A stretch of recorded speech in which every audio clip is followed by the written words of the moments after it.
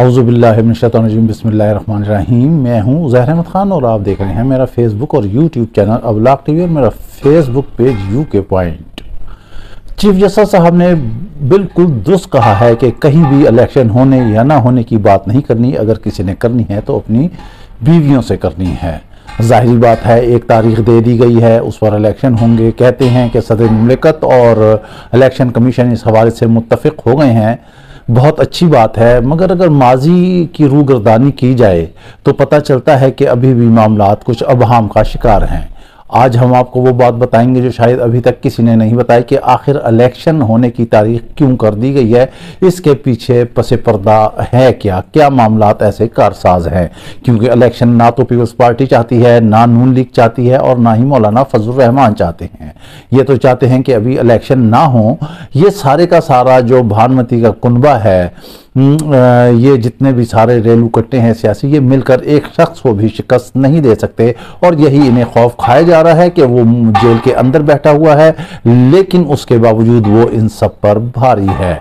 आप देखें, माजी में जब पंजाब के इलेक्शन होते हैं, जब केपी के इलेक्शन होते हैं, तो किस किस तरह से पोस्टपोन किए जाते हैं। फिर जो इलेक्शन कमीशन है, इसकी साख पर भी सवालिया निशान बनता है, क्योंकि इन्होंने कैसे कैसे मामलात किए। कभी इन्हें फोर्सेस चाहिए होते हैं, कभी इनके माली मामलात नहीं होते हैं, कभी कुछ होते हैं, कभी हालात होते हैं, कभी सैलाब होते हैं और इलेक्शन नहीं होते। लिहाजा अभी इस वजह से फरवरी का महीना भी जो है वो डामाडोल है। अब हम आते हैं कि आखिर ये इलेक्शन की तारीख क्यों दी गई है, इसकी वजह क्या है। इसकी असल वजह ये है जो हम आपको बताते हैं, जो इसके बारे में अभी तक किसी ने कोई बात नहीं की है, कि IMF के मामला चल रहे हैं, मुज़ाकरात चल रहे हैं और जैसे ही वो आगे मामला चलते हैं, उन्होंने मशरूत किया है इंतखाबात से, और इंतखाबात से मशरूत करने के बाद फिर किया है शफाफ इंतखाबात से। अगर ये इंतखाबात का इलेक्शन ना होता, डेट ना दी जाती, तो किस्त आगे मामला रुक जाते। फिर अगली किस्त जो है वो शफाफ इंतखाबात से हैं। अब यहाँ पर सवालिया निशान पैदा होता है कि शफाफ इंतखाबात कैसे और क्यों कर मुमकिन होंगे। अभी तक तो ये हालात नहीं बताते। लाहौर का एक जलसी जो नून लीग ने किया था, आपको याद होगा कि 20-21 तारीख थी और वहां पर नून लीग का एक जश्न था, एक समा था, एक मेला सजाना था और पूरी पंजाब गवर्नमेंट और उसके कारिंदे सारे धड़ाधड़ लगे हुए थे कि किसी ना किसी तरह ये जलसा कामयाब हो जाए। लेकिन फिर पूरे मीडिया ने दिखाया कि किस तरह टेबल्स पर खाली झंडे थे और वो किस तरह नाकाम हो गया। इसके बाद फिर आप ये देखें कि PTI का एक था, कहना के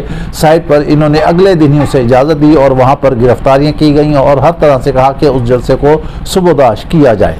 इसके बाद तहरीक इस्तेहकाम का जलसा आया, वो भी पूरी दुनिया ने देख लिया कि क्या मामलात हुए हैं।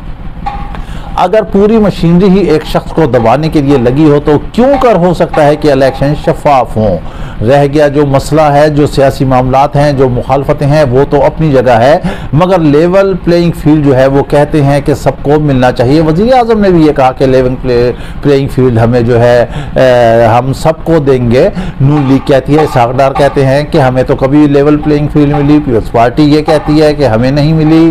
भाई लेवल प्लेइंग फील्ड और क्या होगी। सारी तहरीक इंसाफ अंदर है, अहम तरीन क़यादत मुल्क के अंदर है, उसके कारिंदे अंदर हैं, उसके जलसे किए नहीं करने दिए जा रहे हैं, उसके कारण मीटिंग नहीं हो रही हैं, उसकी खबरें कहीं नहीं लग रही हैं। तो ये क्या होता है, ये लेवल प्लेइंग फील्ड भी ही है तो और क्या है।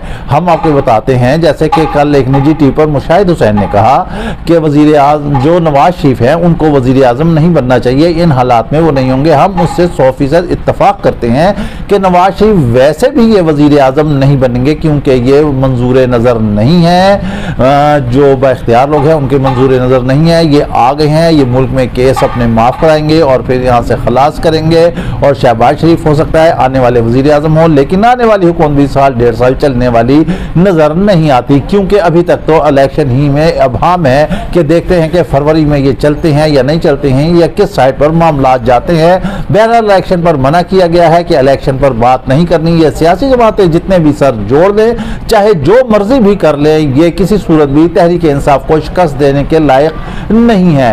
एक शख्स है जो सब पर भारी हुआ है, वजीर आजम को आप देख लें, जब लम्स यूनिवर्सिटी में जाते हैं तो उनके साथ कैसा स्वागत होता है, उनका कैसा खुशामदेद होता है और वो पानी ही पीते रहते हैं। इसके बाद फिर माजी में आप देख लें, इमरान खान भी जाते हैं, चाहे दुनिया में हो चाहे कहीं भी हो, अक़वाम मुत्तहिदा में खिताब हो, कहीं भी हो, इवन देन के दुश्मन भी कहते हैं कि हम इमरान खान को सुनना चाहते हैं, क्योंकि क्योंकि वो बोलना जानता है, वो लॉजिकली बात करना जानता है, वो हर तरह से एक चीज़ को एम्फसाइज करना जानता है। इल्म है, तालीम है, बोलने की सलाहियत है, एक लीडर है जो सदियों में पैदा होता है। एक अरसा दराज के बाद एक शख्स ऐसा मिला है जो कि इस मुल्क को सीधी, मुल्क और कौम को सीधी राह पर लगा सकता है, मगर शायद ये माफिया ऐसा नहीं चाहता, ये सियासी माफिया किसी तौर पर नहीं चाहता, क्योंकि इनकी ख़ानदानी सियासत, इनके आबा अजदाद की सियासत, इनके जद्द अमजद की सियासत, इनके विरासत की सियासत, इनके बाप बेटा बहन बहनोई की सियासत, इनकी अकरबा परवरी की सियासत, इनकी मनी लॉन्ड्रिंग, इनकी करप्शन, जो कुछ है वो सारा कुछ ख़त्म होने जा रही है। इसी वजह से ये सारे इकट्ठे हो गए हैं और अब खुद पुकार हो रही है।